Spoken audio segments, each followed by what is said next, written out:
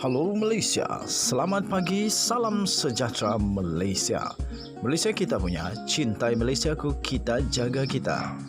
Sebelum kita mulakan berita hangat pada hari ini, untuk anda yang baru pertama kali, silalah untuk sudi tekan butang subscribe, like dan share.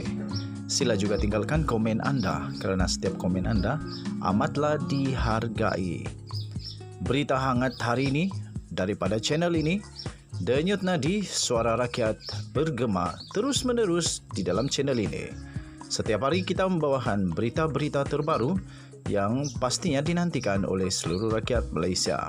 Kita akan mulakan berita kita. 1, 2, 3. Berita mula sekarang. Salam sejahtera Malaysia, selamat pagi. Berita terkini yang menggemparkan seluruh Malaysia dipetik daripada sinarharian.com.my. Bertajuk Syafiee boleh dikenakan tindakan oleh Raihan Muhammad Sanusi 29 Ogos daripada Sinar Harian.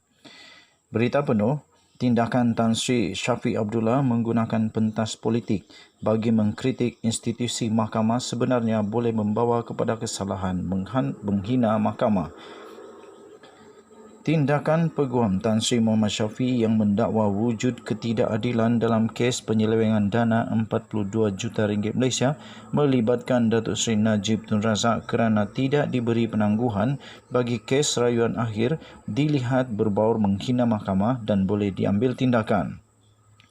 Peguam veteran Muhammad Hanif Khatri Abdullah berkata dakwaan itu dibangkitkan oleh Muhammad Shafie ketika beliau memberikan penjelasan berhubung dengan kes Datuk Seri Najib Tun Razak semasa taklim asas Presiden UMNO di Pusat Dagangan Dunia Kuala Lumpur WTC KL pada Sabtu yang lalu. Beliau berkata umumnya tidak salah Muhammad Shafie yang juga bekas Peguam Najib untuk hadir memberi penjelasan daripada perspektif anak guamnya itu dan UMNO bagi kes tersebut walaupun di pentas politik. Untuk mendapatkan laporan penuh di Sinar Premium, sila langgani Sinar Premium di sinarharian.com.my. Berita ini dipetik daripada sinarharian.com.my bertajuk Syafiee boleh dikenakan tindakan 29 Ogos 2022. Sekian berita, salam sejahtera Malaysia, Malaysia kita punya, cintai Malaysiaku, kita jaga kita. Jangan lupa tekan butang subscribe, like dan share. Kita jumpa lagi, bye-bye.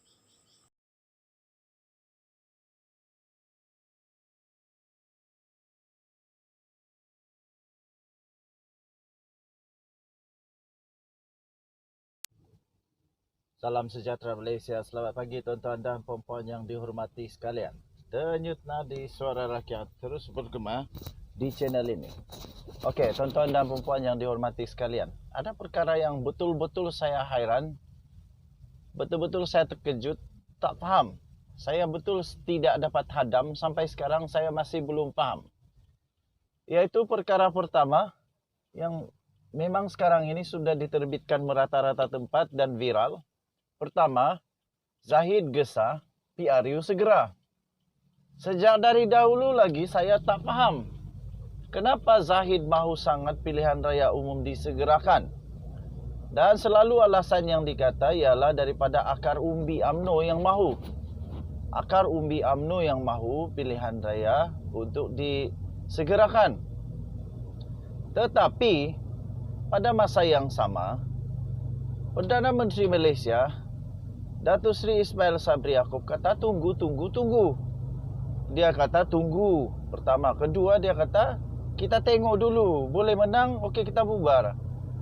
Kalau dah tak boleh, kalau belum pasti untuk boleh menang atau tidak, kenapa nak bubar? Kata Perdana Menteri kita Ismail Sabri Yaakob. Jadi yang menghairankan, yang sampai sekarang saya masih belum faham, kenapa Zahid Hamidi mahu sangat.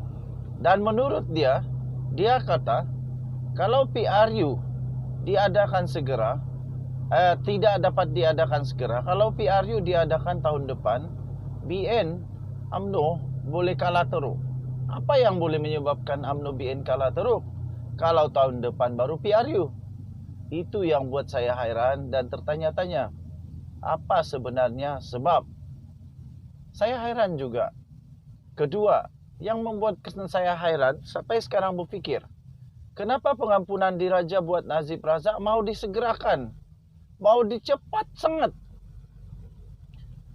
Yang paling saya hairan, 1 hari selepas Najib Razak masuk penjara, sudah ada memorandum dibuat.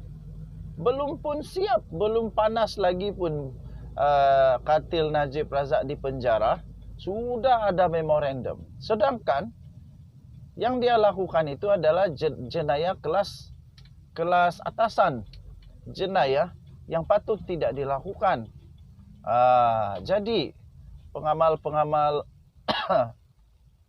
undang-undang, peguam-peguam di Malaysia pun hairan juga. Kenapa mau cepat sangat?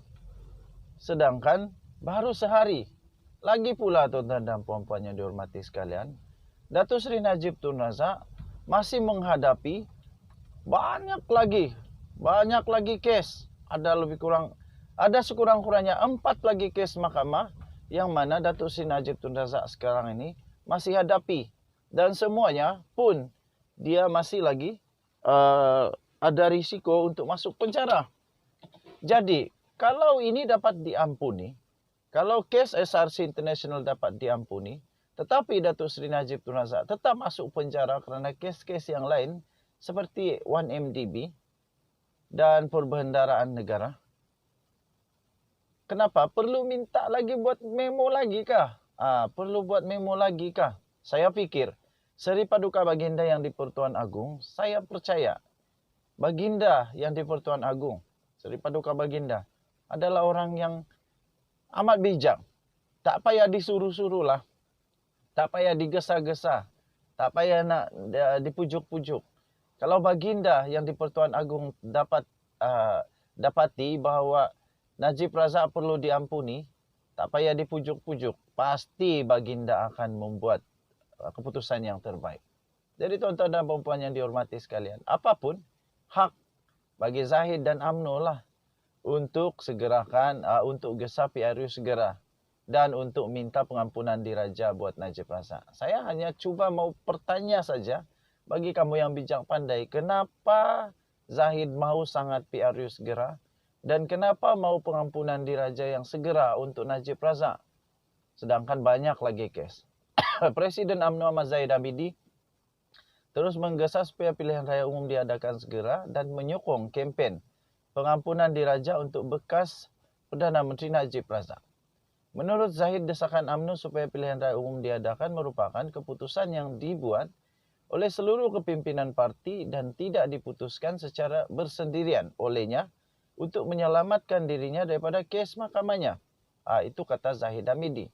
Tapi menurut penganalisis politik terutamanya yang bersifat neutral, tidak menyokong mana-mana pihak, mereka melihat salah satu penyebab ya memang untuk cuba menyelamatkan diri lah. Tapi saya pun tidak pastilah. Desakan supaya pilihan raya diadakan bukan isu yang baru. Ia bukan soal kita gilakan kuasa, kata Zahid Hamidi. Ia juga bukan soal kita gopoh hingga ada yang menuduh sesama sendiri kononnya kita mahukan pilihan raya kerana gilakan jawatan dan gilakan kedudukan. Katanya ketika berucap pada Majlis Taklimat Khas Presiden UMNO di WTC di Kuala Lumpur pada hari ini. Katanya, kita konsisten menuntut pilihan raya diadakan kerana kita menghormati mandat rakyat. Salah lah. Kalau mandat rakyat, ini memang sudah salah. Mandat rakyat menyatakan bahawa Pakatan Harapan telah menang. Tetapi yang bukan mandat rakyat adalah langkah-langkah Sheraton lah, menarik diri lah. Itu yang bukan mandat rakyat. Zahid kena ingat, Muhyiddin Yassin naik sebagai Perdana Menteri setelah Pakatan Harapan kalah. Tetapi Muhyiddin Yassin terpaksa letak jawatan pun bukan kerana mandat rakyat. Itu kerana tindakan Zahid Hamidi, Najib Razak dan ramai lagi orang yang telah MP yang telah menarik sokongan daripada Perdana Menteri Muhyiddin Yassin. Jadi lebih baik jangan cakap ini menghormati mandat rakyat ini. Saya rasa geli pula dengar menghormati mandat rakyat nih. Tak payahlah nak sebut-sebut mandat rakyat. Ini bukan mandat rakyat lagi. Ini dah jadi politik kuasa.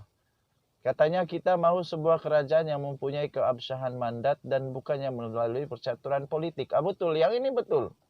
Yang sekarang ini yang terjadi ini percaturan politik lah, Cik. Zahid berucap di hadapan ribuan ahli UMNO bagi menjelaskan kepada ahli parti berhubung pemenjaraan Najib Razak. Zahid berkata, UMNO telah menggesa pilihan raya umum diadakan sejak kejatuhan pentadbiran Pakatan Harapan pada Februari 2020 susulan langkah Sheraton. Ketika kerajaan PH terbubar, semua daripada kita tiada yang terkecuali senada mahukan pilihan raya diadakan. Kita perlu memulangkan semula mandat rakyat. Saya fikir bukan semua, bukan tiada yang terkecuali. Ada juga ahli parlimen, menteri-menteri dalam UMNO yang tak senada dengan Zaid Hamidi rasanya. Denyut nadi suara rakyat bergema di channel ini. Kita jumpa lagi. Bye-bye.